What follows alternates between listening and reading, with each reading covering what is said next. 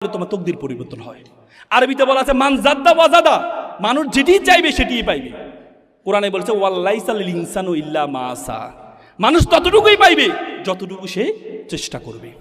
তুমি চেষ্টা করলে তোমার অবস্থা পরিবর্তন করতে পারো। একবার একটা প্লে বয়, ব্যাপক সুন্দর ছেলে, সবসময় মেয়েরা তার পিছনে ঘুরে। তো সে চিন্তা করলো মেয়েরা যদি পিছনে ঘুরে পড়াশোনা করে না, মেয়েদের পিছনে তার সময় শেষ। তখন বিয়ের শাদীর বয়স পার হয়ে যাচ্ছে, তখন চিন্তা করলো বিয়ে শাদী তো করা দরকার। তখন চিন্তা করলো বিয়ে শাদী করলে তো টাকা পয়সা লাগবে, টাকা পয়সা তো আর নেই, বউ চালাবো কীভাবে?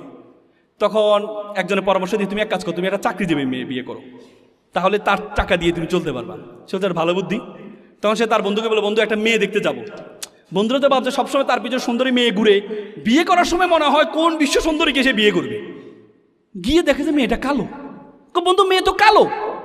ছিল যা বেটা, নদীর জল ঘোলা ভালো, জাতের মেয়ে কালো ভালো। একটু পরে দেখি মেয়েটা টেরা। বন্ধু মেয়ে তো টেরা। যা বেটা, এটা লক্ষ্মী টেরা।